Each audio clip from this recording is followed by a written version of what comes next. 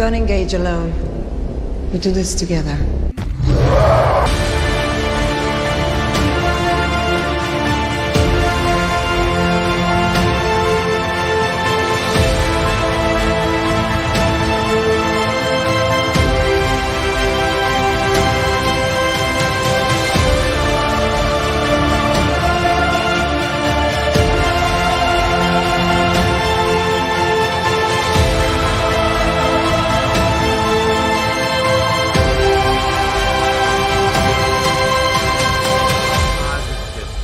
Yeah, we got it. We got it. 52 book. Somebody clip this for the woman. Welcome to Comics League Live, the monthly members chat. I'm Jared. I'm here with Teladia and David. What's up, gentlemen? What a week. Yes. All I can say. There's like a lot going on. So let's just start with this. So what comics are you gentlemen reading? Well, you know me. I've been reading on the New 52 Superman and Wonder Woman thanks to Jared's Best recommendation. series, thank you. So What you got, David? I'm halfway through this. It's the first time I ever read it. It's Me cool. too. I'm like partway through. It's so dense. It is. I like it a lot so far. This is the second thing by Marv Wolfman I've ever read, because I read what's the Superman one? Superman and Man, I think is what it's called. Mm-hmm. That's the first thing I ever read by him. And I really like, nobody really like, because he's the older writer, nobody really writes like that anymore. But after knowing this, because I'm halfway through with it, I'm going to restart. Yes. Yes. So because it's October. So currently, I went through like a lot of trades. So I'm halfway through with this monster, which is good. There's a lot of like weird Grant Morrison stuff in this, but I love it. I'm roughly halfway through this little beauty right here, George Perez Wonder Woman Omnibus. Nice. And speaking of deceased, this is so good. Like, jeez. I'm also reading through the Absolute Edition of The Authority by Warren Ellis. That's actually really good, because I got it because James Gunn made that announcement. So I was like, I've got to snag these books up before they like get really sold out. And spoiler alert, I was right. It took me forever to get that first omnibus for Grant Morrison, because it was like wiped out. Yeah, exactly. The first because that's where one. Damian makes his first appearance. That's why. And I love it. It's kind of funny. I say this every week. I loved how, so when I first met Damian, and I'm like, if I didn't know all the history of this, was my first exposure to Damian. Yeah, I wouldn't like him. Yeah, he's pretty obnoxious. He is very obnoxious. But so we've got some interesting news. Second off, DC lost a crap ton of really good talent. So here's the story. I was working and I was checking Twitter. I was on a break. And I see like Francis Manipul shared this news. And I was like, what is this? And it turns out, so him and a lot of really big talent in the industry are forming their own comic book company. Now, here's the interesting part. When they're done with their contracts, they're going exclusive to Ghost Machine. Nope. So, yeah, that DC just got one piece of bad news after the other after losing. Because when you got to think about this, the reason why I put the title of this as the next image, there's some big names on this. Yeah. Jeff Johns by himself, I think could. I mean, I don't know why he hasn't done creator stuff on his own already, but now that he's taking some of the top artists from DC, like Fabok and maybe pronouncing that wrong, and Manipul, Peter J. Tomasi. I mean, he's not an artist, but he's a writer, and he's one of their bigger name writers. Like, he wrote Batman Forever, he wrote Superman Forever. Those are A-list characters, and I don't see how this can't be successful with just this small group. I mean, there's others listed here: Brad Gary Meltzer, Frank, Brian Hitch. Yeah, there's so many. It's like with Image, because you had the top selling artists coming out and saying, okay, we're done. But when you think about this with Tomasi, and I was thinking about this today, I guess that means, see, here's the thing. I saw Tomasi coming. Eventually, he's going to like say, DC, screw you, because of what they did to him with Superman. Because they did him dirty. I may not like the guy's writing because of what he did with Superman and Wonder Woman, but they like did that guy dirty. Jared, you know what they'd be saying? Why don't we What? start a league of our own? Why'd you have to reference that movie, Teladia? That's what I want to know. I'm just saying it's. But again, it's because you got and you see, here's the thing, and they're also launching their own shared universe, so they're going to try that again. But again, it's like Jeff Johns is showing up in this. Hey, what's up, movie theater king? Yeah, movie theater. So what we're talking about is a lot of the big names in the comic book industry are leaving Marvel and DC, and they're forming their own company called Ghost Machine. So you got like Jeff Johns, Fabok. By the way, I was surprised to see Fabok's name in the news because I haven't heard anything from him since he left DC. Yeah, ever. same. And it's Three like Jokers is the most recent thing I can think of. Yeah. Yeah, after Three Jokers, he basically went silent, and I think he was doing like some Raven independent owned book. But besides that, yeah, it was just that, and I was like, well, this is interesting. I remember Three Jokers particularly because he worked on that. It was good, by the way. No, they're not going to go broke. What'll probably happen, I was watching a Clownfish TV video today. They said it's possible that Warner Brothers may sell DC and the movies to Universal. I've seen those rumors. Now, Yes. well, first off, if Universal Orlando opens up a Justice League world, I'm going there manana immediately. DC Like, land. yes, let's do this. I'm coming in costume. I'm going to wear my Superboy costume. But see, that'll be interesting because you think about it with because Warner Brothers is the only other studio that's a direct competitor to Universal is the only studio that's really a competitor to Disney at this point. Yes. Mhm. So Sup, it's like, K-pop? yeah, go ahead. What's What's up, K-pop? How you doing? I was gonna say, if Universal buys Warner Brothers and DC, imagine the numbers. Imagine the Snyderverse being restored. Imagine well, there is that thing. If they sell the thing, I think they're going to do a real valuation on a lot of the unknown characters that James Gunn is making projects on. They're going to be like, nope, you have to make it on the core 5 Justice League members first, then you can expand. Yeah, that I don't even understand why he's not starting from that point, because it should go like a Superman. It either has to start with Superman or Batman, because that's who the whole universe revolves around, is one of those two characters. And then you can add in a Wonder Woman movie, or you should start it with like Superman 1, Superman 2, and then introduce those background characters in like a Superman blockbuster movie. You can't just be like the Authority out of nowhere. Yeah, because remember, here's the thing, Dave. We're starting a universe that already has superheroes. Yeah, but I'm just it doesn't make sense by itself. See, here's the and everyone always brings up, well, Guardians of the Galaxy, because Marvel had built up fan trust at that point where they were like, okay, if I go to a Marvel project, it's gonna be good, so I can go to see anything. DC doesn't have that. Yeah, arguably, it hasn't had that since Zack Snyder's Justice League. Can I say something? Mhm. Yeah, go ahead. I think James Gunn's universe, what he should have done is Superman movie, Supergirl movie, back to back, right? Mhm. Then do the Batman movie, and then introduce Wonder Woman. That way, it's still A-list characters, but you can still, people will still dig it. There's no need for like, oh, we got to do the Authority, and people want films, right? It just makes sense. People want to see their favorite characters. Like the Authority is nobody's favorite character, probably. Yeah.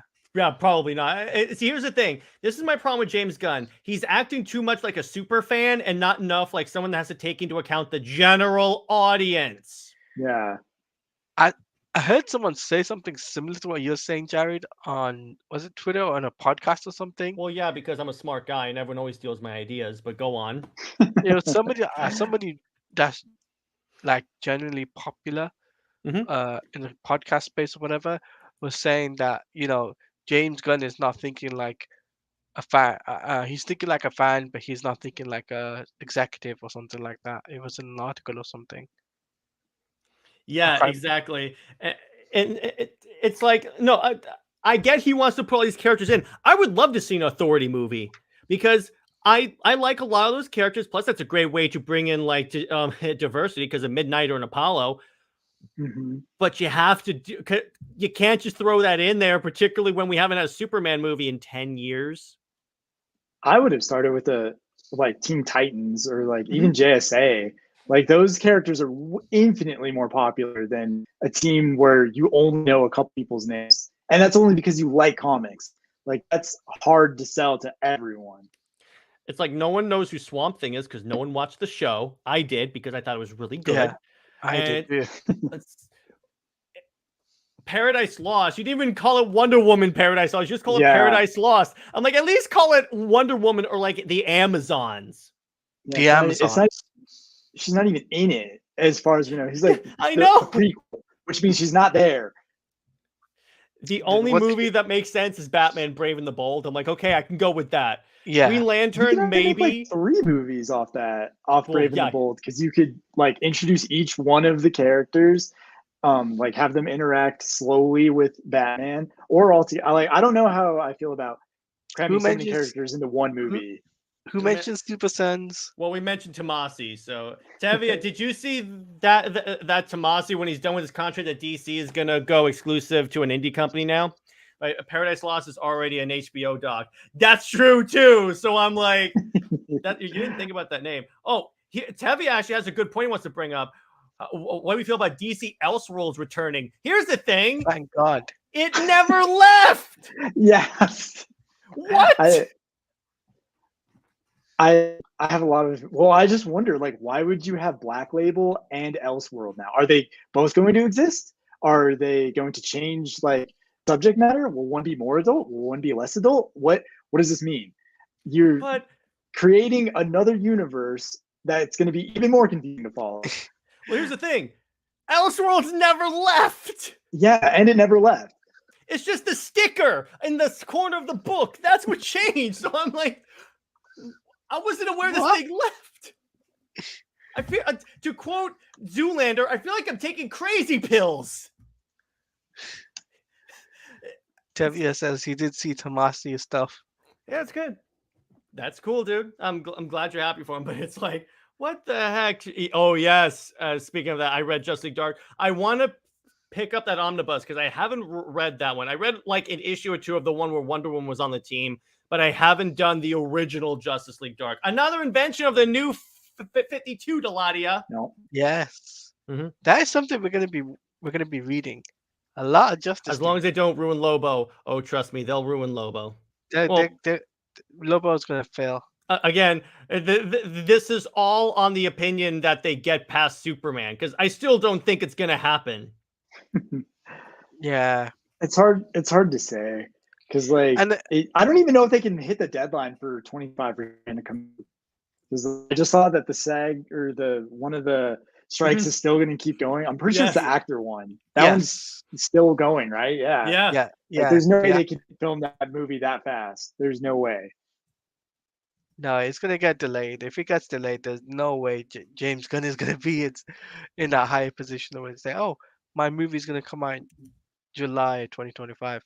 Yeah, that'll get delayed. I guarantee you that'll be delayed. So, what I want to do next is let's go through the announced DC Elseworlds titles and discuss them. So let's bring this up. Why they're all Batman? Most of them were Batman. That's what Britt told me today. She's like, okay, so they're all Batman pretty much. So what we got is some Dark Knights of Steel. So I'm like, okay, I read the first trade. Yes. That's a good one. That's the one I'm the most interested in. I really like the first trade of Dark Knights of Steel. I think it's excellent. Gotham by Gaslight, the Kryptonian Age. Interesting. Like so cash grab off the name of a movie that was the comic first, but the movie came out this year. So that's what I think when I saw that. Yeah, so apparently this is going to be outside of Gotham and it's going to introduce all the other superheroes. So I'm like, oh, that's interesting at least. Batman the Barbarian. Yep, Batman. There you go. I'm going to see if I can zoom in on this a little bit. Oh, I like the artist. Yeah, that's there you go. I had the full screen so I could read it. Yeah. Dark Knights of Steel all winter. So Snowfall's thick blood runs black in color itself as a distant memory. Legendary assassin Deathstroke. This is going to be a Deathstroke book in Dark Knights of Steel? Does it say the writer? It Jay Kristoff. says Jay Kristoff, but Yeah. it's a Deathstroke book, A Dark Knights of Yeah. Steel. I'm picking that one up. I'm already picking up just from it being a continuation of that universe because I really like what they were doing there. Yeah. Green Lantern Dark. This is interesting. Let's see this one. Now, darkness prevails as humanity struggles to survive on a corrupted planet. Only one hero remains, one who wields the green flame that can return light to the world, the Green Lantern. But she's been missing for years, and on the isolated island of New England, the horrors only get worse by night. So it's like a horror Green Lantern story. That's interesting. I like that. As a Green Lantern junkie myself, I'll take all the content I can get. I wonder if it's going to be Cruz as the Green Lantern because it said she. Yeah, I think I saw a picture. Mm-hmm. I don't know if it's like actually related to it or if it's just a picture they put up with Green Lantern stuff. Here's another Batman book, Batman Nightfire by Clay and Seth Mann. So it's two bros working together. That's cool. Did they steal the title from 007 Nightfire, the video game? What secrets does Batman hold so tight that he would watch Gotham be reduced to ashes? What truths are exposed when there's nowhere else to hide? That's interesting. So it's like Batman's keeping secrets from people. That's a big surprise. Batman's keeping secrets. Where have I seen this before, Tower Babble? But DC versus vampires. That's an interesting one right there. I think that's one of the worst series ever released. That's my honest really opinion on DC versus vampires. It's in my opinion, it's terrible. But that's just why do you hate it? So I don't think that the character like motivations make very much sense because I get that they're like bloodlusted, but they never really go with that. And it all starts with like the Green Lantern or one of the Green Lanterns, and he's like one of the first ones to turn, and he's like keeping it hidden. But they don't delve deep enough into any of the motivations for why the characters are happening. Actually, I think I wrote it down one time. And by the way, Brown, that's my biggest problem is the motivations with the characters. Because in Deceased, the motivations aren't really there because they're mindless. Like once it turns on, they're kind of mindless. Or a hive mind. We think they're mindless at the time. Yeah, but like they don't have like what appears to be a cognitive form of thought. With vampires, it's a lot different because they are still intelligent, but it feels like it doesn't feel authentic in any kind of way that any of the characters would act, even if they were taken over. And it's weird how like Damien became a vampire and is still fighting on the good guy side. Like I just have a lot of problems with the logic in that story. And I think it's a poorly made universe, whereas DC is a good made universe. Exactly. And by the way, Brown, yes, Superman Lost in Space is Elseworlds. It's very much Elseworlds because Superman cheats on Lois Lane in that book, as much as I love that. But I have to bring that up. But yeah, so that's what we got. I mean, it says here it was the first brutal chapter. So in this upcoming sequel by Rosenberg and Otto Schmidt, so it's not even Tinian. Sunlight is restored to the Earth, but was it too late? As the new Ice Age dawns, humanity faces their most deadly threat yet. Barbara Gordon, Queen of the Vampires. Oh my goodness. So Rosenberg wrote because there's two trades from the mainline story, and then there's two more that are written by him. Rosenberg, he did a DC versus Vampires All Out War. That's what it's called, and that's like the continuation. And that's where all the Superman stuff is. That's another problem I had with it. Is Superman became a vampire, and he's not part of any of the mainline story. Yeah, because if you turn Superman into a vampire, the war is over. The vampires won. Game over. And it's like when they turned Superman and Wonder Woman into deceased zombies. They had to run. They're like, nope, I'm out. And by the way, so Three Jokers is canon. Here's how I know this. Jeff Johns said, I have never written an in-continuity Batman story, but now I have with Three Jokers. So it's in continuity. It's just isolated. I wish it were more epic. Tevia says it picks up after the original DC versus Vampires. So Superman will hopefully be in it. What? Superman will hopefully be in it. Yeah, and maybe all of a sudden we'll see like it's Morbin time. Oh yeah, wait, that's Marvel. Oh my god, that would be great. I had to. There was low hanging fruit, but I mean, honestly, let me ask you guys this: which of those Elseworlds projects is most interesting to you? Because for me, it's Green Lantern, Dark, obviously, and Dark Knights of Steel, really. Yeah, that's the same for me as well. For me, it's Gotham by Gaslight, the new Kryptonian Age. That could be interesting. That could be cool because it's more of that world, but it's just because obviously they can still reference the original book, and then they could bring in like Superman by Gaslight. Yeah, which would be pretty sweet. That would be kind of cool. I would. You know, it's kind of interesting. I just had an interesting idea. I would love to see how Wonder Woman reacts to that world because that was in the time period when like men didn't exactly respect women that well. So you can imagine Wonder Woman. Actually, it would turn out like all the scenes in England in Wonder Woman 2017. Oh god. Probably, but yeah, I mean, it's some pretty cool stuff. I wish that they I really wish that they did less than less Batman because again,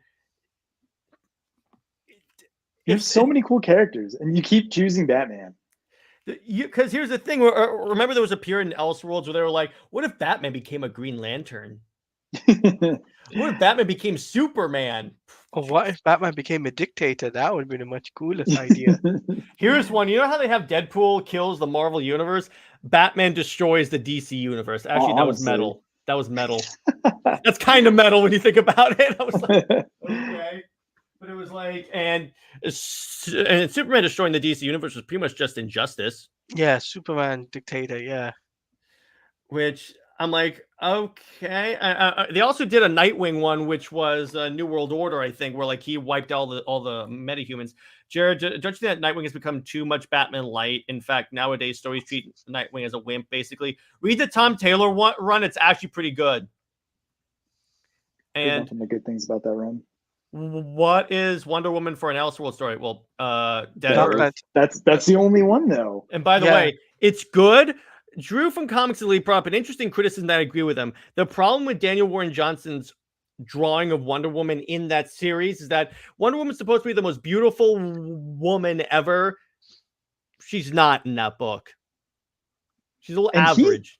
Murder Falcon is my favorite comic book I've ever read, and it's by him. And he does all the drawing too, and he can draw women in a very pretty way. And it's strange. I feel like it had to have been editorial who told him to make Wonder Woman look the way she did. I was talking to Britt. Dead Earth. I was talking to Britt, and I'm like, remember when they actually drew Wonder Woman as hot? It was like in the 90s or like 90s, the early, but let me be clear: Wonder Woman Dead Earth is still badass as a story. She whips a Hydra with Superman's skull. She also beats Superman in a fight, which is nuts. Exactly. She like. Teladia, are you familiar with the story? You told me the story, Jared. Do you remember? That's how she kills Superman. Yeah, you told me about when she rips out Superman's skull. No. Do you know how she kills Superman? No, you didn't tell me that, baby. You told me to use the head. She takes a kryptonite crystal, crushes it, embeds the shards in her fist, and just punches Superman's chest until it caves in. Yeah. It's actually quite brutal. That comic is really cool. It's so good. Like, it's ridiculously good. There is one Elseworld story which I think they should bring back. What? Earth 1. But was it ever a world? Because the book seemed too detached. No, because it seemed like they wanted to like make a universe out of all of it, and then they just stopped. But the problem with that is that like Wonder Woman, at the end of it, the women take over the world, and that's not talked about in Superman or Batman or Green Lantern. So I'm like, what? They could have easily done Justice League from it. They could have, but the problem is that the way the books are structured now, they can't do that because they're too separated. They can't. The minute women take over the world at the end of the Wonder Woman book, that's it. They can't do that. The other ones, sure, but still. And then September brings up how bad Teen Titans Earth 1 was bad. I didn't read that one. I read Superman. I never read that one. I read Superman, Wonder Woman, and Green Lantern. All three of those were great. I only read Wonder Woman, and it's only because of Grant Morrison. Yeah. I read Superman. I read Batman. Mhm. Those two comics particularly because I love those two comics. Didn't pick up Wonder Woman, and I haven't read Green Lantern yet, but I will probably read those in the future. And by the way, if you read the first trade of Earth 1 Superman, it's pretty much Zack Snyder's Man of Steel. Like, it's It is. astounding how Yeah. similar that, to the point where shots are recreated in the movie from this comic. And I'm like, I see what you did there. I'm like, okay, I'm reading Henry Cavill's voice into this now. That's another question. Can we get, here's an Elseworlds book, the frickin' Snyderverse. Yeah. As an omnibus, just complete the damn story and you're done. And then, hey, maybe you can adapt it later. Because you could do all of the stories then that you could do Man of Steel 2, the Ben Affleck Batman movie, as the comic, and just package them in there. But I don't know. I don't know why DC wouldn't think about finishing what is arguably their most popular movies they've ever had. Yeah, it's kind of funny where someone was like, there was this old tweet by someone that's saying, watch, now that Zack Snyder is no longer at DC, DC's going to make all this money on the films. And then later it's like, do you want to tell them? It was so fun. A Snyderverse Elseworlds comic I would buy every variant cover of that one. Because here's how I know that. I have the variant cover. This is the only time I've ever bought a Bendis DC book. I have 3 of Justice League 1 of the start of his Justice League run because they have the Zack Snyder's Justice League variant covers. Dang.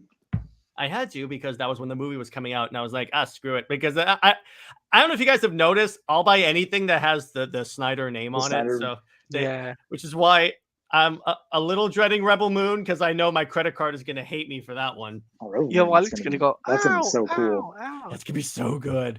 That's what your wallet's going to say, ow. Yeah. Well, let me see if I actually have a good indication of what my wallet's going to be like.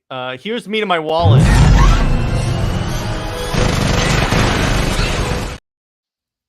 If Universal buys DC, do you think Superman Legacy could be a part of Robin? No, because guess what they're going to do? They're not going to bring in the Pattinson Batman universe because, and I know Nick has said in the past that it wouldn't be Matt Reeves' choice, but Warner Brothers cannot afford to piss off another director because they lost Snyder and Nolan. They're not going to risk losing Reeves, particularly since, short of Snyder, he has the most popular DC movies. And what's the Joker director? They can't lose him either, even though he's not technically a DC director. Like he's not like a comic book movie director. If Superman doesn't bomb, that's what Tevia says. It's still. I mean, I still think it's not going to do as well as people are expecting because, again, it's dealing heavily into that nostalgia part of the Christopher Reeves movie. It's not going to work out there. Now, moving on to another topic that I had in line, and then we'll just free converse. The Variety article that came out about Aquaman, and the interesting thing that came out of it. So, as it relates to the Snyderverse castings, I was like, we knew this already. It's like they're not going to come back for the DCU. But we know this already. Yeah. Why are you telling us this now? And why are you reiterating it? But it's like the other thing they brought up is about how Amber Heard was going to be fired off Aquaman, but Elon Musk got involved. That's crazy. I try to not to, because that sounds to me just like gossip. Like they're trying to make headlines out of nothing because there's not too much to report right now because there's no big announcements or anything like that because all the strikes and everything. So they're trying to make something out of nothing. And Aquaman getting closer is a perfect way for them to do it, especially with a controversial figure like Amber Heard. They can and because she has lied and everybody knows it, they can kind of just make stuff up. And it's a little slanderous when I think about it, but I feel like that's kind of what they're trying to get at. Yes, probably. And also the other thing, why would you legit announce in an article? Why would you reveal in let it be revealed in the article? Oh yeah, Momoa's not going to be Aquaman anymore, even though this is before the Aquaman movie comes out. This is like announcing a reboot. this is almost like if they announced a reboot before these movies ended. There's no way they would ever do that. Hey, what's up, Micah? How you doing, brother? And He's plus, like one of my best friends. What's up, Micah? Yeah. So Ana de Armas for Mara. I could see that. That would be interesting. Nick had the great idea of Emilia Clarke. It would have worked. They have chemistry already. Yeah, exactly. That's the thing. Watch Dan. Everybody liked it. Marketing. That was the biggest like moronic marketing technique I have ever seen. When James Gunn's like, yeah, these aren't going to matter anymore. Really? You're announcing this now? Because I think the Flash could have done a lot better. It wouldn't have made like $1 billion by no means. I think it could have done a lot. I think a lot of these movies could have performed better if we didn't know there was a reboot coming. What do you I think they all could have hit 300 million, like all of them. I think they all could have gotten over that. Did you see what I posted in the private chat? Oh God, that's oh God moment. Where's that? Oh, in the private. Okay, so let me see this, and then I'll share it. What do we have here? In the meantime, folks, but continue conversing. But I'm trying to the tweet that Teladia has shared with me is taking forever to load. And yeah, exactly. Yes. The number one thing you don't want to have in a fan base is apathy. And you literally created apathy in the fan base. And now you're surprised that your movies are failing? Yeah. Yeah, and Teladia, it's not loading. So if you want to share your screen, you can do that. Yeah, 1 second. And PR team is done. What PR team? That's what I will say. There clearly is none. And none of this article makes sense because the same. Yeah, exactly. It's exactly. Again, yeah, they're making something out of nothing. Yeah, going back to what. Plus, it's written by Tatiana Siegel. And for those of you that don't know her wonderful writings, she was the one that said that the Snyderverse won an Oscar because of bots. What? What? Yeah. Oh, here we go. So it says you're a Batgirl director on talking with James Gunn about working the DCEU. It's still on the table, and hopefully, God willing, we can still make a cool superhero movie. Hopefully, we can still make something in the Batman universe. All right.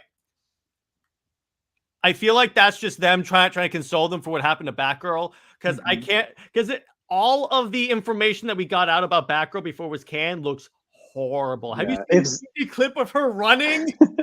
If Zaslav saw like The Flash, Shazam, all those movies, and thought all of those movies were way better than what they were going to do with Batgirl, then I don't see them making any movies with DC.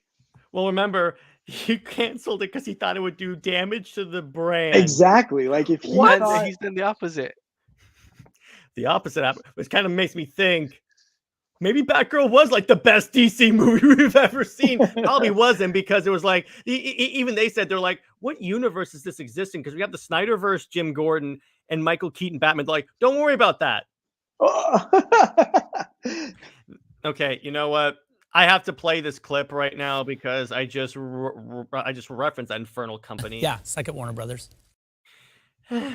It did look awful, but sucks as a movie maker. Yeah, exactly. That one's the only one where I'm like, they could have just put it on Max. Yeah, exactly. It's not hard to just put something on your streamer. You did it with the Snyder Cut, and that was even done. I'm like, but yeah, you should just, because here's the thing: when is that far done? And here's the thing: people are like, "Well, release the Batgirl movie." They can't, because guess what they did? They deleted it off their servers. There's nothing left. It's pretty wild. It'll never exist. Hey, what's up, Christopher? How you doing, my friend? Yeah, that plan failed miserably because the Flash movie completely bombed. Well, also remember the rumor where they were going to have Batgirl, Supergirl, and Wonder Woman be the new DC Trinity? That's crazy. And that's like them following up their DCU movies like Birds of Prey. Oh God. We all know how that turned out. Exactly. Or I have to call them that was more a Gotham City Sirens. Actually, it wasn't even that, because the problem with the Birds of Prey movie, in addition to the Birds of Prey movie, is that Barbara Gordon is not on the team. I don't consider the Birds of Prey team if Barbara's not on the team. And also Yeah. then like what they did to Cassandra Cain like doesn't make any sense. That I don't know what like did they even read comics? I don't think they did. I don't Nope. even think they looked at covers. Nope. Nope. Hamada and Toby Emmerich did Irrevert. Okay. Hang on. I can't believe I have to play this. Why did you say that name?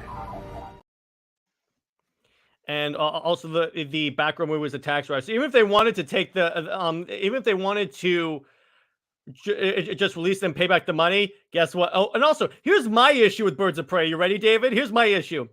So Black Canary's in this movie. She only used to scream once, and it knocks her out. You're a singer. What are you doing?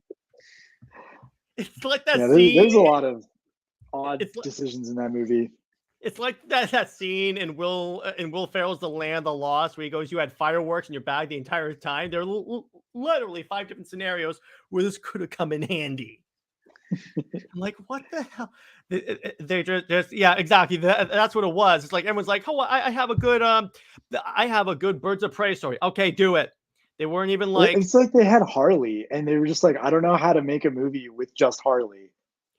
So they just thought of other female characters that were in the DC universe. Also, remember how long that freaking title was?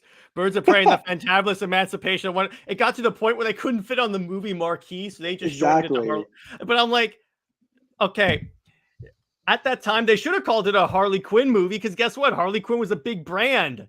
And you called it Birds of Prey. No one except us knows who the hell the Birds of Prey are. Exactly. Yeah. Oh, remember we were supposed to get like a Black Canary series or like a movie? That's not happening now. I think they wanted to expand on that Cassandra Cain too, which is also who else is a girl in DC? Let's just add them to the movie. That's good. I love that. Oh yeah, that Cassandra. See, here's the thing. That was before I knew who Cassandra Cain was. So I was like, why are people so pissed off about this? I took one look at the comics and I'm like, now I understand. Like, oh my goodness, she's an assassin and awesome and like has been around for so many years. And why did they go with this? Yeah, she was Batgirl. Yeah, actually a pretty good Batgirl because I prefer Barbara being Oracle and like Cassandra being Batgirl. That works, but you give that version. Yeah, she is a really cool character, but they severely screw it up. And remember where we were supposed to get a Green Lantern series? We're finally getting that now. I still think that's not going to happen. Now here's the thing. As a Jeff Johns Green Lantern fan, I was always excited for I thought the Green Lantern movie was not as bad as people think it is. Is it perfect?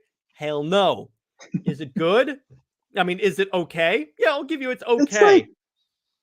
It's like one of those movies that everyone says is bad, but then you watch it and you're like, wow, that was way better than what everybody said. Yeah, I know, right?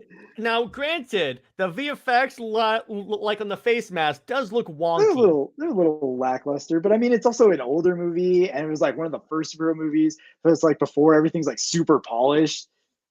The fun part is that, you know what I just watched last night? Remember Zack Snyder did that movie, Legend of the Guardians, the Owls? Oh, the Owls? I watched that one. It is... Somehow this man, even back then, was making movies that look incredible. It's like, even with that, because Green Lantern came out like around that time period, you have that. Then you have Watchmen come out. Mm-hmm. And I mean... Okay, if Zack Snyder can make a movie look that good, you have no excuse. I think it would be interesting if Watchmen came out now, because I have a feeling that movie could. I don't know if it would make $1 billion, but I feel like its reception would be so impactful because the cultural zeitgeist is like so focused on superhero movies, and it's kind of over it now. Well, not like over it, but like the burnout is finally setting in.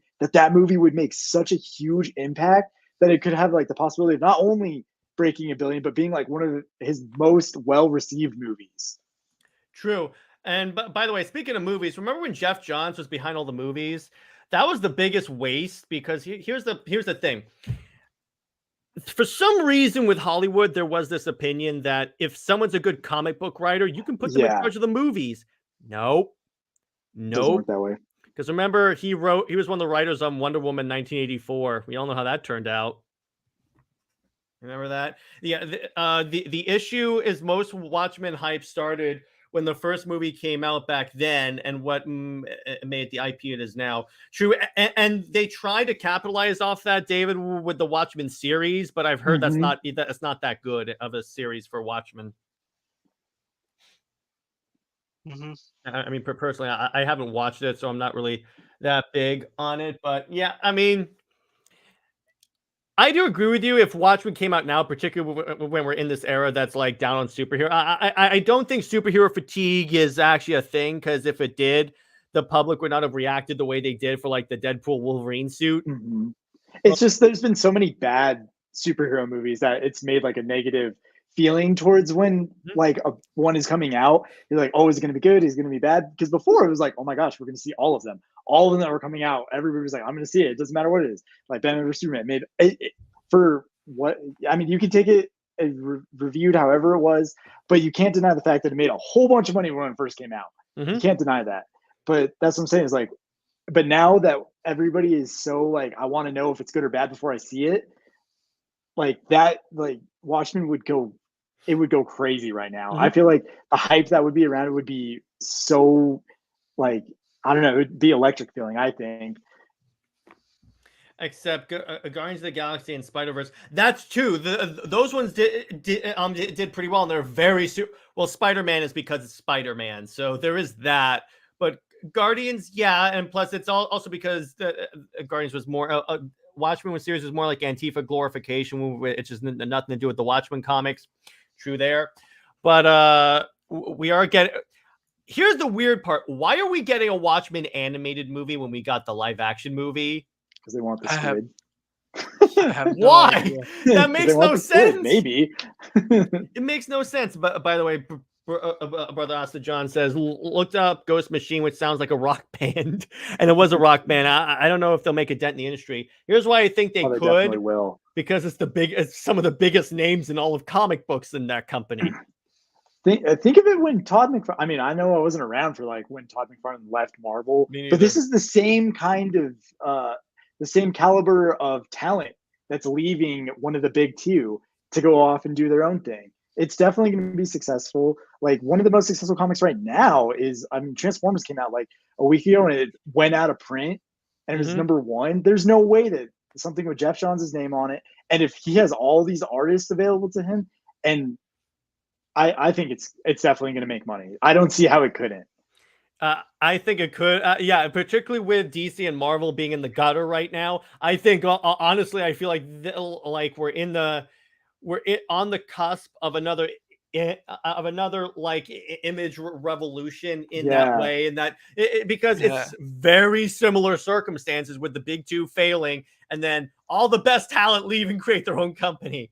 One thing that I think is interesting right now is Batman and Spider-Man are both on like a down, like their stories aren't particularly well received right now, and this is the perfect time for an indie comic to pick up, like throw the life preserver out for the comic industry. And then that's Jen says, I don't think there's a lot of hype in comics right now. This could generate hype. There's not a lot of hype in big two comics, but there are in indie comics. Yeah, in other words, if we're just talking about Marvel and DC, yeah, you're right. Do you guys like the Guy Gardner casting for Superman? Yeah, I mean, Valiant is good. I think he would have been a better, like, maybe Booster or like Hal Jordan, maybe, because he's voiced Hal Jordan. So I'm like, that voice is familiar. This could be the next image wave of if they don't make the same mistakes from the original 90s. Because here's the thing. Here's why I'm going to keep Tevia's thing highlighted. But I love this show. Oh, thank you very much. Hey. But Tevye brings up a good point, because if they don't Rippaverse too, that's a good point. Yeah, here's the thing. Rippaverse is doing a thing too. And here's the thing. When you go with this, because back then, part of the reason why the image revolution was so big is because it was, let me put it this way, it was hyped up by the fact that you had the speculator market that was like hyping up all these comic books as people thought they were going to finance their college educations. So there was that. which I don't, because part of the reason why there was that sharp collapse is because of that. Since we don't have that like mindset anymore, I definitely believe that the potential is there for it to have a more sustained growth. Plus, Image itself is down too, so it's not like it's not like people have a lot of options. Yeah, and yeah, and again, the Ripperverse is doing well. And I love this comment. It's the perfect evolution of beard growth. What he means is that Daniel's clean shaven, I'm more beardy, and then Teladia is like full beard. That's good. I love that. I love that. But so the other thing is that again, you have to understand about how big, because Jeff Johns is like the poster boy for DC, has been for DC for a while. For years. He was in charge of the new 52 and Rebirth. So there's that. It's like who knows at this point, but it's like Jason Fabok, Manipul, also Tomasi. You're talking about big tier talent that are coming up. And by the way, American comics still, yes, they do need to learn from the success of manga because they keep ignoring it. But the thing about manga is that you have more long runs, you have more consistent storytelling. You know, you only have one guy writing Dragon Ball. Yeah, I was going to say that with manga, like there's a few things that I think they're doing a little bit better than comics. One is the price point. Two is how they are reaching like a target audience that comics really wishes it could hit, which is like the younger generation.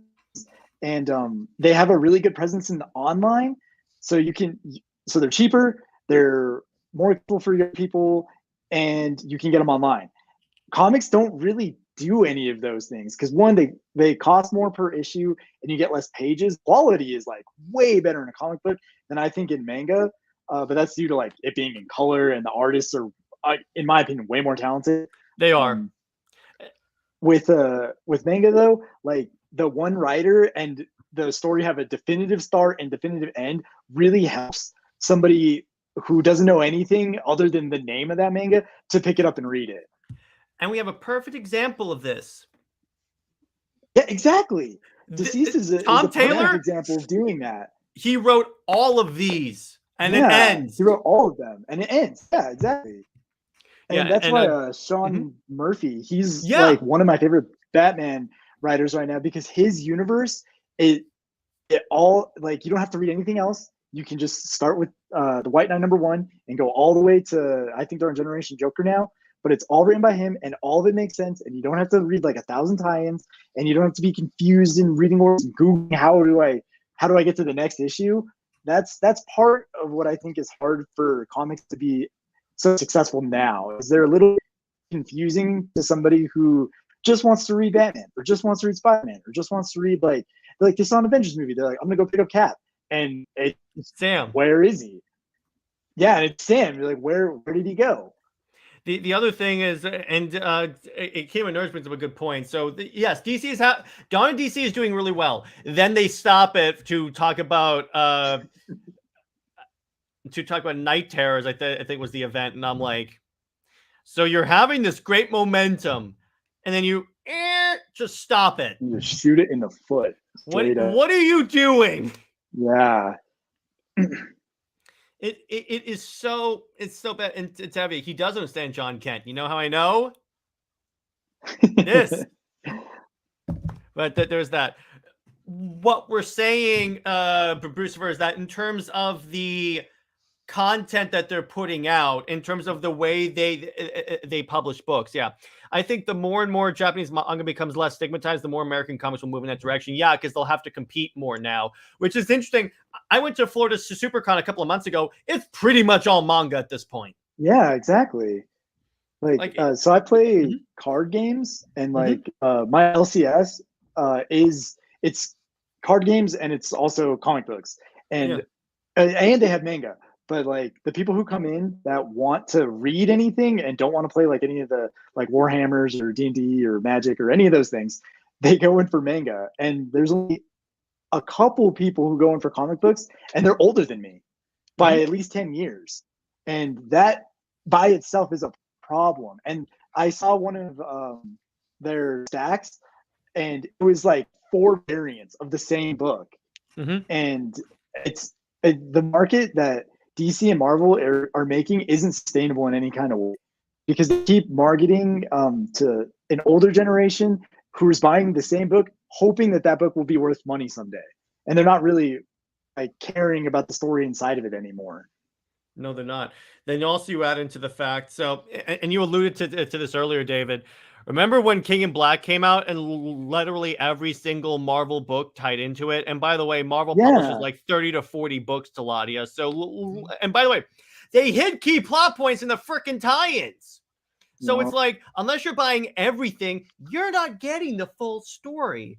So I'm like, this is ridiculous. And by the way, Tevia, I don't think variant covers need to go away. They have to have like a limit, like maybe like a couple of variant covers. That's it. And I think they should only be on A-listers. I don't think they should be on every character, because a lot of characters, they'll come out with the #1 for a series and they'll have 5 variants. So they have the speculators that are going to buy all 5 variants for the #1, and then nobody's going to buy the #2, or maybe the series will like not even carry on. Yeah. What do you think, Teladia? You've been pretty quiet. I honestly think that the whole what's it called? The whole idea with variant covers and stuff like that, it's like, it's cool to have variant covers. Like Jim Lee. Yeah, like Jim Lee. Who else is a really cool one that we know? Archer. I'll grab that because I got his Capullo. variant for Wonder Woman. Greg Capullo. I know Greg Capullo's really does some really good stuff. Like variants, in my opinion, I do think they're worth it, because I mean you get really cool images like every time. But like I also see like the pricing on them, because I saw there was a But when it goes digital, right? Yeah. Save them as a screensaver, put them into wallpaper engine. You can make a wallpaper out of it. Exactly. Yeah, exactly. So here's the traditional cover of Wonder Woman 1, which actually, here's the thing. Not a bad comic book, by the way. So of course I got the Art Germ cover. Look at that. Yeah. Look at that.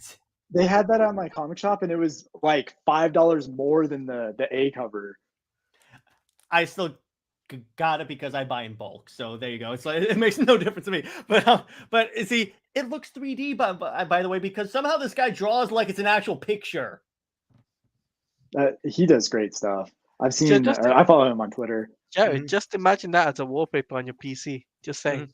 Yeah, variant covers give people options for people to buy the cover they want. Yeah, but that's true. But they're still buying the same story. It's not like it gives you extra content. At least what's cool with I can't believe I'm going to say this, with the swimsuit special that came out, each issue has a different centerfold. You really have to bring that up. I have to, because I got so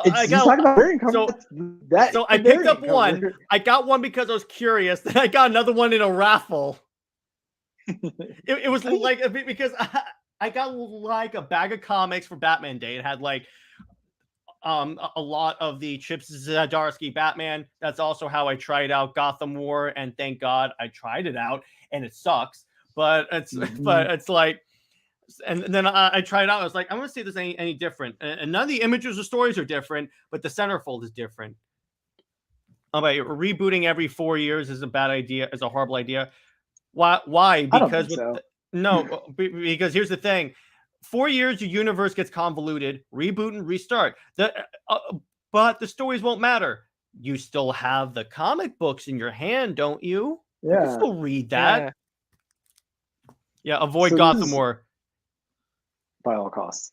Yes. But I do have one kind of opinion on, like, it's kind of about headcanon and like and rebooting. I think they kind of go together, because like you can read stories, or you can like make your own continuity up with how many comics are out right now. Because I mean, comics go back like 100 years, so you can pick out the ones that you really like. Those are the only ones that matter. And that's why I think that rebooting every 4 years is not a bad idea, because a writer can come on a book and you don't really like what they're doing, so you can check out other books And then when a new writer comes on and you check out the number one, you're like, wow, they're doing something cool. And then you follow into number two. And if you still like it and you keep going, that story will be canon to you, no matter what anybody tells you. Because it won't keep fans for the long term. That's a good point, but I disagree still, because you can still get people in on new characters.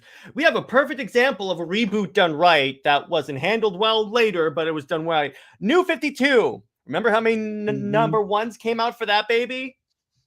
52.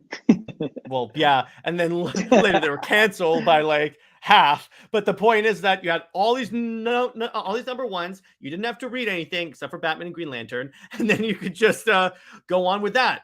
That's how I got into Justice League, by rebooting every 4 years and make your universe redundant. No, it wouldn't, because you can reboot and do new things with the universe. You still have to. We're not saying reboot and do the same thing over and over and over again. No, you reboot. You could tell some new stories, or like some stories in a new way. Then later on, reboot and start over. I think they should be less afraid of, like, I know that they change characters radically and it makes people really mad, but I feel like if they rebooted in a way that was like, if it was in a way that was successful, it would work every time. You could make like your Robins act differently. You could make Batman grow differently. But I feel like some reboots are really successful because there's like Rebirth, which some people see as very successful, and there's New 52, which some people also see as really successful. But then the longer they go on, the more convoluted they get, and then they kind of fall off. That's why I'm saying reboot. I've said for a long time DC needs a reboot now, because no one knows the canon of this universe. Because people, because yes, headcanon does play a role in that, and you can make your own canon. But people like to actually know what is officially canon according to DC, and no one knows that, because they'll say like one thing in one issue, and then 2 issues later they'll contradict it. And yes, this too, we do need a strong editorial team, but there are none.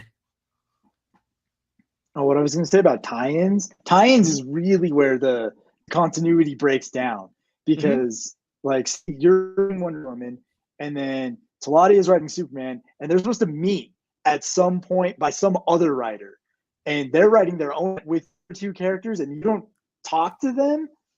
It falls apart. Yeah, it's like, it's like I love when like anytime Batman's like world gets taken over by like Joker or Bane, and the Justice League doesn't show up.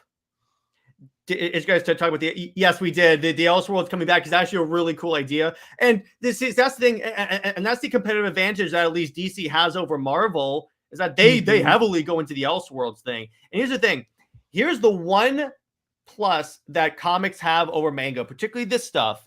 This is all interconnected.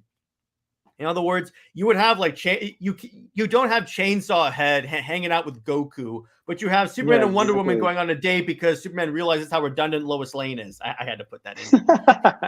That's just me. I always have to put in Lois Lane hate.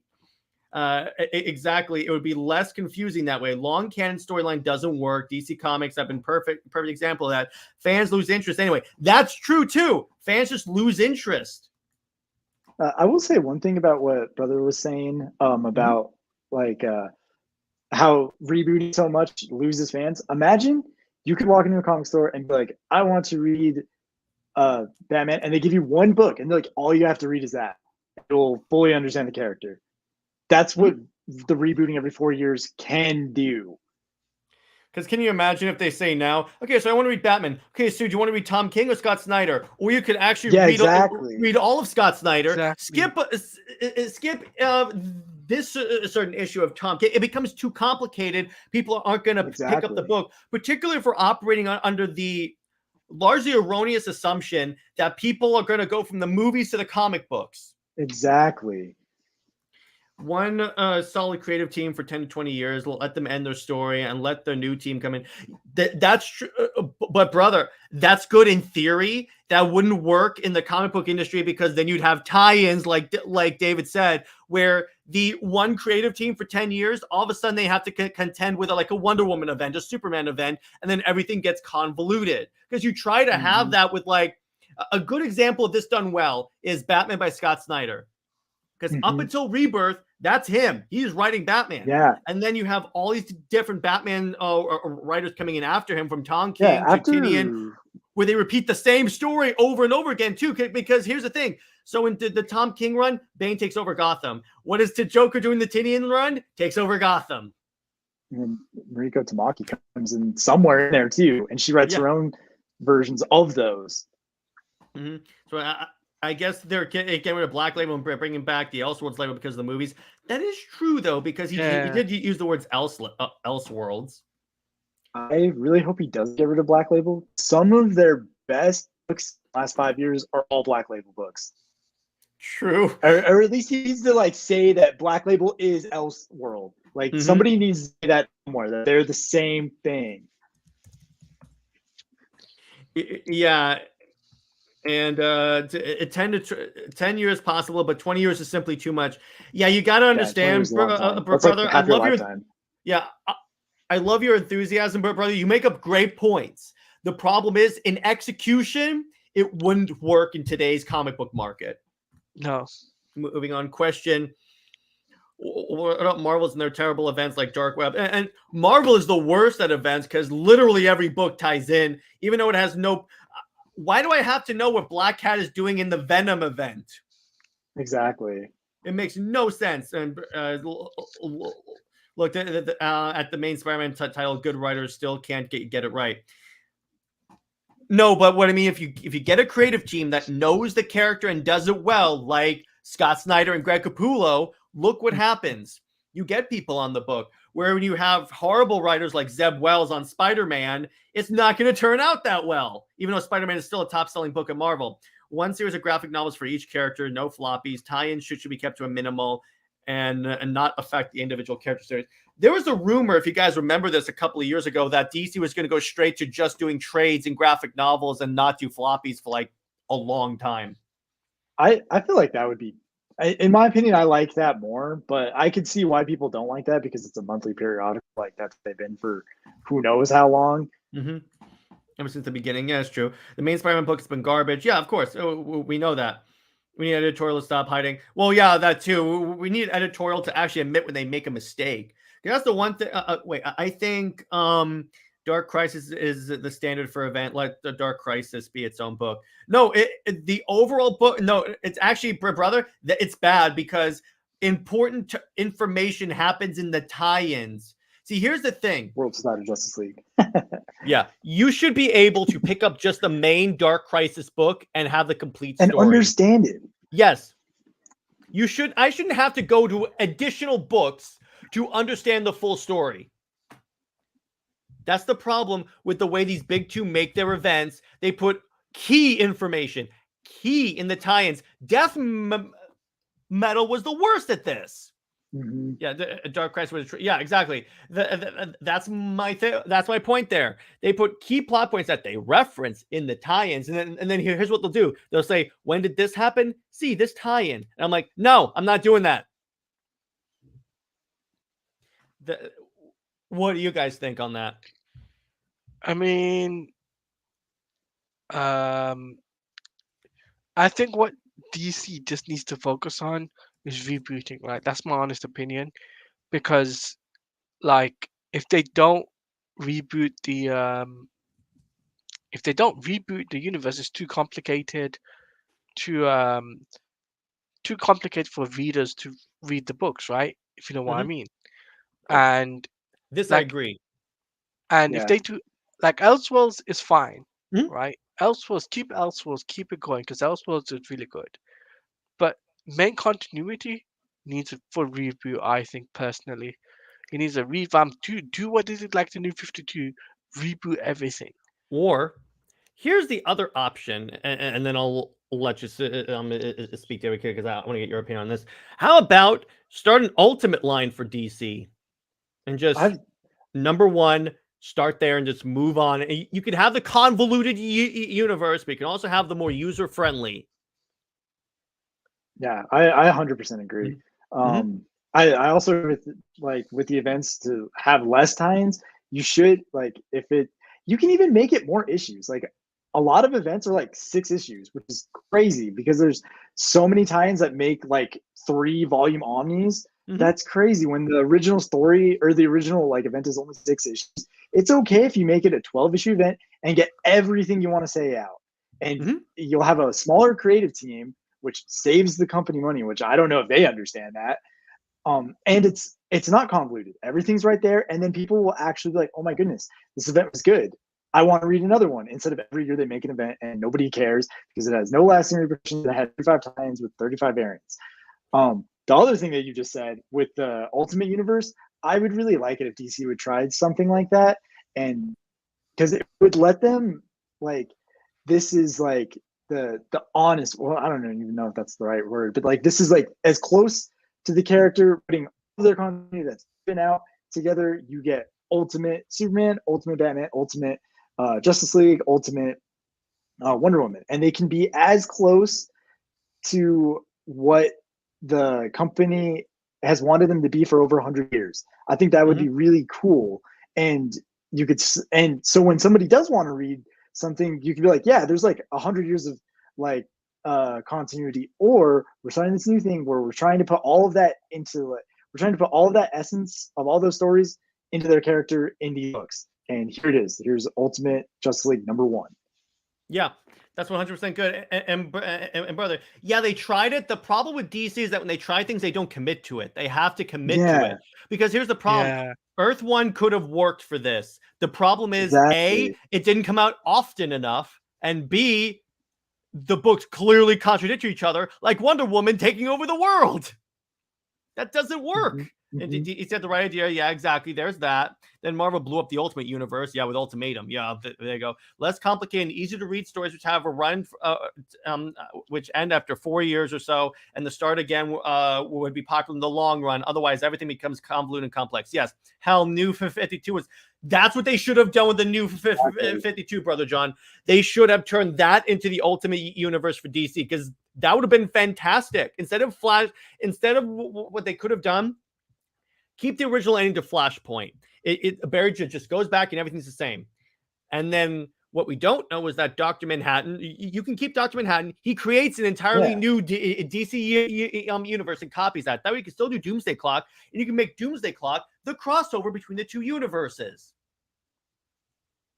There was no reason to throw out that universe. No reason. You could have saved it. Yeah, you could have. Yeah, you could have saved it. Yeah, you could have saved it, and on top of that, furthermore, like that universe could have told a plethora of stories that could, do really well, if you know what I mean. I still say, speaking of speculators, tell me how well a book would sell if you titled it "The Wedding of Superman and Wonder Woman." It would sell extremely well. Yeah, exactly. All 5 variants too. The first and watch this: the first appearance of Superman and Wonder Woman's daughter in the mainstream comics. New 52 can still come back and be its own universe. That's what I see, brother. I would like that. That would be 100% the best way to go right now. If they did if they went with the Ultimate route, I wouldn't be so like gung-ho on a reboot, because that's essentially a reboot, only you get to keep the other universe. Yeah, but Kim and Nerds, it wasn't a universe because the books didn't cross over. It's not a universe. Or even Batman and Superman did not talk about each other. Green Lantern pretty much took place in the future. And it's like Wonder Woman, again, the Amazons took over the world. And like, if they did World's Finest and just expanded on that. And Tevia, I'm saying, erase the DCU era since that has no value whatsoever, and just take New 52 up until I'd say like Dark Side Wars when it was good.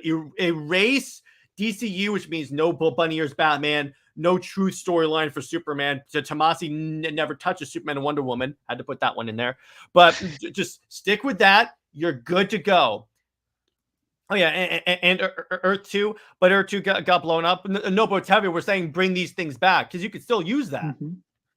Yeah, because in DC's history now, it's still another universe, and it's still that's the one thing. That's why Doomsday Clock is my favorite story in DC, because guess what it did? It reestablished that all these eras of DC, they're actually their own Earths. Exactly.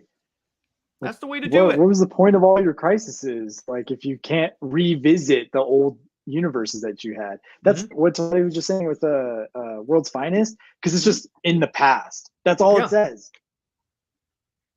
And it's doing so well. And by the way, I have a couple of issues of that. That Dan Moore art is phenomenal. So good. Yeah. So good. Superman Wonder Woman titles, and it was solid. Yeah, that book sold 100,000 copies its first issue. When was the last time a Superman book had that good sales? They would Not be counting like Death. tweeting about it and like people still tweet about it. Yeah, like they would. I've been like if a comic did that now, like they were like, "Oh, my comic actually did good." Oh, all right. Here's the thing. So I started the Super Wonder show with Brit. That is currently we're going on 10 episodes this week. That is the most popular show on Comics League, like by a mile. Wow. Yes. Like so. Currently, each episode averages like 250 views to 600. Got the new 2 on it. Yeah, there you go. That's what I say. Honestly, like it's the most popular era in DC's history, and they just like threw it away. Because that's why I hate Rebirth, because Rebirth was, let's crap on the new 52 all day. Now, there were some good books in Rebirth. I'll give you that. Green Lanterns with Cruz and Baz, that was solid. Justice League, the parts where they weren't bashing the new 52 was good. Wonder Woman was crap because it was after Greg Rucka had the dramatic downturn in skill, and Batman was good. I still maintain Tom King's Batman run is actually pretty good. I'm still reading it. It's not bad. That would be my hot take. Honestly, I don't like just because it's like that meme where it's like it's popular to like it doesn't make you cool to like bash on really popular stuff, because that's Tom King. That's literally him. It's like, by the way, so this is actually pretty solid. There are some parts where he's heavy-handed, but it's actually pretty good. I know why you like Superman Rebirth. We all know why. His name is John and ends with Kent. And by the way, Dan Jurgens, I was having a conversation with a buddy of mine because I record a bunch of shows on his channel. Thing about it, you notice that Dan Jurgens, whenever he writes Superman, he always has to bring up some element from the death of Superman, like Doomsday, or like expand on Doomsday. I mean, he thinks he's a one-trick pony. Because that's what he's known for, like, really. Yeah, because here's the thing. That's what Dan Jurgens is really known for, just the death of Superman. And remember, that tanked Superman sales. Yeah, and well, Dave, I think people wouldn't be as upset as you think they were. DC has never given up on the idea of Superman and Wonder Woman. True, and here's the thing. Okay, so brother, I'm going to give you a preview of the Super Wonder show. What Britt and I said is that the ship is actually way more popular than Superman and Lois. It's just what happened was, so the book was doing well. You know, because and again, before we started the show, Britt would be my source on a lot of this stuff because she is very plugged in. She sent me this article she wrote about the sales of the book. If you look at the sales of Superman and Wonder Woman, compare them to the Superman, Lois, and Clark book that was in Rebirth, and then the Rebirth Trinity, the Super Wonder book, even at its worst parts, outsold that book by miles. And by the way, David, I want to ask you this because I've asked Teladia this. My problem with that Superman, Lois, and Clark book from Rebirth is that so they established that pre-crisis, that post-crisis Clark has been on Earth Prime for like since the beginning of the New 52, right? Yeah. Why didn't he show up when the Anti-Monitor showed up or like the Justice was killed? That's my problem with it. I'm like, what the? Why did you show up? You fought the Anti-Monitor, you moron. Talk about Superman character assassination. Warworld was the best Superman story in years. Yes. Yeah. Warworld is some of the best that's why I say Philip Kennedy Johnson is one of the best Superman writers we've had in a very long time. Yeah, in a very long time. Very long. He's basically redeeming the Bendis era, and that takes a lot. Why did you say that name? Wow. I wasn't too fond of Superman Rebirth until World Saga came. That's not in Rebirth anymore. That's the thing. They abandoned Rebirth. Yeah, that's what's a fun fact? If Rebirth saved DC, you notice how New 52 as an initiative lasted longer than Rebirth? It did. Yeah. I have a hot take about Tomas. Well, I don't even think it's a hot take. I think that him writing Batman was just like miles better than when he wrote Superman. That's not a hot take at all. And I think the only like really good thing Tomasi did was Super Sons. I mean, with the Superman characters, because I think him when he wrote Batman was just like leagues and leagues better. I've heard it's really good. I've read some of his Green Lantern stuff, like in the Jeff Johns era. It's so good. And as Kingdom of Nerds said, Bendis can stay at Marvel. Stay there. Have you noticed how DC has been slowly eroding everything he did at DC? Yeah. Yeah. I don't get why he even left Marvel. I mean, I guess he just wrote every character they have over there, and I heard decided to come over here. I heard that he wanted to be editor-in-chief at Marvel, but they didn't give him the job. So he went to DC because he saw that, hey, Jeff Johns is a big shot over at the movie area, and I have experience punching up scripts for like the Marvel movies. I'll just go do that. And then he showed up and tanked it. It's kind of funny. I said a long time ago that my initiative if I ran DC would be called. So you remember those ads that would open up and said that Bendis is coming? Oh yeah. And then mine would be Bendis is leaving, and it'd be wiping out everything he did. Yes, I would DH John Kent. Just get rid of, just to screw with people and say everything he did is wiped away. Rogozar doesn't exist. Everything is gone. Heroes in Crisis. If you ignore the Wally West stuff, if you read that in a vacuum, it's not bad. I think Bendis was in the best spot in Marvel and needed that Cody Rhodes WWE debut. and here's the problem with Bendis. At that point, he wasn't even at the height of his career in terms of his writing ability. He was like in the strict downturn. He probably thought going to DC could maybe revitalize it. Then they give him total control over Superman, take away a book that was critically loved, and then, But you know, we all know the reason why you hate Bendis, Tevye. Yeah, we all know. You went on a long rant on Jihee show. But let me ask you guys this. So I got disagreed by a friend of mine, and then we'll wrap up. But I said DC should look at how well a book sells over how well it's critically received. Agreed. 100%. Because well, here's the thing, and then they'll like, well, a lot of bad books sell too. Well, then don't buy them. Just don't buy. Well, the reason, I was gonna say the reason that bad books can sell is like you can. I mean, if you advertise it, because there's not a lot of advertisements outside of comic book shops, or if you have a big name writer for just a minute, because and you don't really know exactly what you're going to get till it's actually on the shelves. Because I'm sure DC was probably like, oh my gosh, Bendis is going to like make all the money in the world for us because like he wrote Spider-Man for however many years, and then he finally gets here and it didn't work out for them. They should have pulled the plug sooner, or at least step in and be like, hey, write this character differently, or what you're doing is like stay here because your number one came out and then your number two came out, and then like. That's what I think they should have done. Yeah, they should have just like it can't. But yeah, here's the thing, and people will say, well, then a lot of books that we like won't get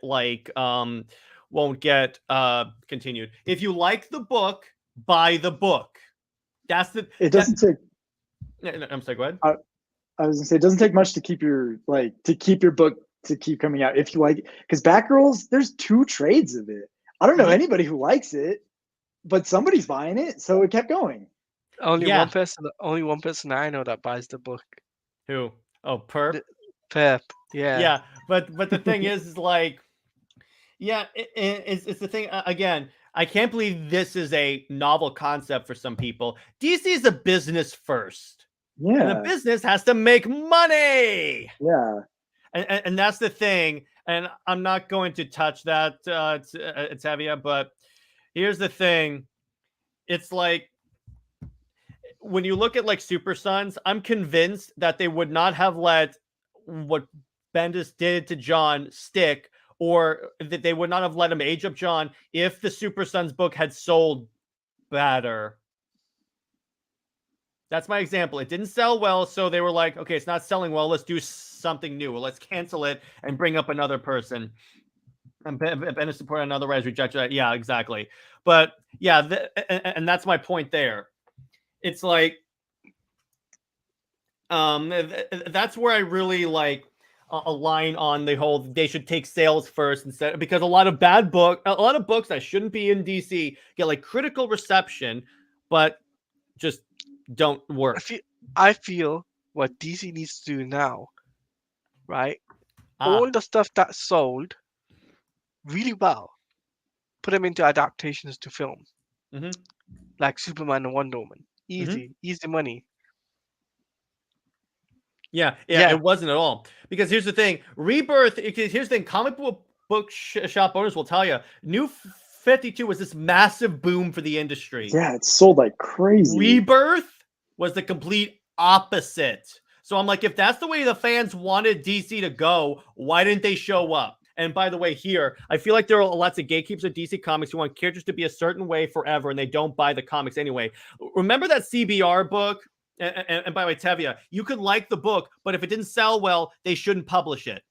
But over here, remember that CBR article that came out that said that like the majority of these blank loves comics accounts don't read the books and stuff. I've encountered people like that, by the way, where they're like, where I'm reading a comic, they're talking about it, they make a point that is not in the book, and I'm like, or like they'll go by their headcanon, and I actually post on my Twitter, your headcanon is not actual canon.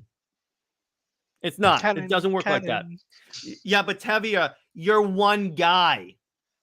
Obviously, not enough people showed up to pick up that book. I'm sorry. You can like the book. That's totally fine. It's just not enough people showed up for DC to justify keeping it around. Right? Jack Kirby had a good philosophy. DC and Marvel have the prerogative to do with their characters. If it doesn't sell, they need to change the elements of it that doesn't work. Exactly. By speaking of Jack Kirby, I also read the trade that was Jack Kirby's New Gods. Oh, pick up that book. Pick up that book. And that's the thing. So, yeah, and by the way, ironically, it felt like DC Rebirth was a miscalculated reaction to Man of Steel. It's astounding, by the way. Doing the Super Wonder show has also showed me, if you think that, it's amazing how the very same dysfunction that existed in the comics also exists in the movies, like legit the exact same thing. Because you had the Snyderverse, which was popular. Some people complained about it on Twitter, then they dropped it. And I'm like, it doesn't like, work anymore. And it's like the DCEU worked when the time. To a degree, because Hush was. We're not talking about the bad movies. We're just talking about the good ones, right? Yeah. So we're just talking about when at the beginning, this was when Man of Steel, BVS, and all of that was coming out, correct? Right? Yeah. And then when they ended it, it's basically they rebooted the universe and nobody likes it anymore. And it's what's happening? Nobody likes the comics anymore. And let me ask you guys this. What do you think about the fact that Superman and Wonder Woman were a couple in those movies, or at least most of them, and we never got a Superman and Wonder Woman movie? What? I have some not so great opinions on the animated movies. I think that they're like, for as much money as DC makes and as cool as the art is in some of those like comics that I've read, like why are those movies like, they feel like they're made on like a nothing budget? Because they are. Warner Bros. Does not care about the animation. I got news for you. That's just the way. I feel like they really could like pop off with it, because they have some of the best stories that could really only be told in animation. Like Wrestling Infinite Universe would be great on it. I mean, I know we're getting one, but like if they were to put like a real movie budget on it, like Spider-Verse, like 90 million, something like that, it would go crazy. But I don't know. That's just me. Exactly. I was like, I watched TMNT Mutant Mayhem, and that's pretty much Spider-Verse. That was great in terms of animation style. I have never bought a trade in my life. Floppies all the way 18,000. That is commitment, brother. Wow. Again, yeah. One of these days I'll get you on the show and we'll talk comics, brother. We'll do that. You do have to have a comic off. Yeah, the animated comic off. The animated movies are a popcorn filler. Yeah, and the thing is like. That's the other issue that James Gunn is going to run into with his universe, that he's tying in too many damn things, like video games, animated movies. That's not going to last. You're making it homework. Yeah, just look at the Marvels. That movie is about to bomb 100%. You have to see Captain Marvel 1. There's that, and then you have to watch the show two shows, because there was WandaVision's where Monica Rambeau shows up, and then Miss Marvel. And like, yes, you can go onto Disney Plus and watch that, but nobody's going to take all that time if they really want to see just this one movie. I have a really good feeling that it's going to come in under Ant-Man numbers. That's my feeling. Oh God, watch it makes Flash numbers. Oh, worse than Flash numbers, I'd And say. then our last topic: how do you guys feel about Warner Brothers rejecting the DC versus Mortal Kombat movie? Good idea. No, I'm talking about them rejecting it, Teladia. So that's actually a bad idea. Well, rejecting it is a good idea because the Injustice movie didn't do well. Think about it. Yeah. Anyway, so personally, speaking of miscalculated, DC was pushing Batman and Wonder Woman during Rebirth because of BVS. They've always been, ever since Infinite Crisis, they pushed Superman, Batman, and Wonder Woman. So there you go. That's not really a new thing to do to BVS. But yeah, I mean, this is yet another occasion of DC like ignoring good ideas. Constantly. I mean, if they did a Mortal Kombat versus DC Universe crossover film, it would complicate things, especially with what NetherRealm has got going on right now. So definitely up there. But and as Tevia says, tying video games is a bad idea. Yes, they are. I should know. If you guys can, check out Operation Sunrise from Dark Horse. Good read. I will check that out. Thank you. But I should also check out Screecher. That's a good comic. Yeah. You have to everyone back Screecher, but DC is too powerful for Mortal Kombat. That is true though, because DC. That's why it's like DC versus Marvel. Who wins? One group is all gods, and another one is all people. The only one who I would say there's like two Marvel characters that even they would have to fight together to even be a challenge for Superman. Well, Phoenix can show up and like give the Justice League a run for their money, but it's like, yeah, Doomsday. Here's a good crossover book: Doomsday versus the Marvel Universe. The Marvel Universe dies. Cool. That's Doomsday the thing. Hulk. We were supposed to get a Kingdom Come animated movie too, and that is cool. Plus, also. But here's why I'm not excited for that, because guess what they would do? Just like they did in Red Sun. DC is so against Superman and Wonder Woman as a couple that they'll probably take that element away from the movie. They did that with Red Sun because they're like, oh yeah, so Wonder Woman comes from an island of only women. Surely she must be only into women. I'm like, oh my God, you guys suck. But anyway, also have DC. Yes, I'm very like not hot on that. Have DC versus the boys again. DC. Superman would just beat them by himself. I have a theory that Homelander is actually not powerful at all. It's all a projection, so people will respect him, but he's actually a weakling. I agree. What's his name? What's the name of the character? Billy something. He took the drug and he fought him in like one episode.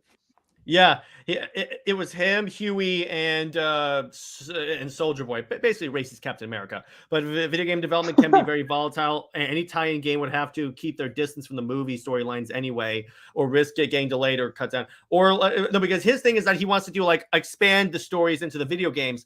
Again, the problem with that is that A, it's volatile, and B, again, you're creating homework. You don't want to do that. Yeah, you don't want that. That's what Marvel is running into right now. Like, keep it simple. It's so easy to be like, oh yeah, there's a movie this year and there's a movie next year. And they go together. That's it. That's all I got to go and do. Think about Amazing Spider-Man 2. When that movie tie-in game came out, it didn't do well because they rushed the video game. Well, so it's also because the movie didn't do well either. The brand didn't exactly do well. But yeah, there's that. But Belly Butcher is the guy's name. Yeah, and I think he's asking why does DC hate Super Wonder? Because they're trying to push Lois Lane as this vital character for DC when she's not. And pretty much any Justice League member could solo every character in the boys. Yeah, exactly. Yeah, 100%. That's my problem. You have a bunch of gods versus a bunch of a-holes. Random dudes. Random dudes. Or it's like even the Justice League versus the Seven. Yeah, still the Justice League. But particularly like Zack Snyder's Justice League characters who don't really hold back, I'd be like, yes. Yeah. So exactly. Like Aquaman could solo all of them probably. yeah, I know he would. The Deep is not exactly that strong in combat either. We've never seen him actually Exactly. fight. We've seen him try to escape from a cult. That was hilarious. But I'm telling you, all this is just projection. But look at the amount Batman of Wonder Woman between 2016 and 2017, then 2020, they started dipping their toes in Superman, Wonder Woman, Black Man. True, but that would work, brother, if they were doing a Superman and Wonder Woman movie in 2020. They weren't. The Boys season 3 made no sense to me because Homelander was suddenly very weak. I think he's always been very weak. The Justice League versus 7 would be no contest. I made a fan edit that was the Boys versus that was the Justice League versus Homelander, and they all destroyed him. Because it's kind of funny. I shared the thumbnail with someone, and then they were like, "Yeah, it's no contest."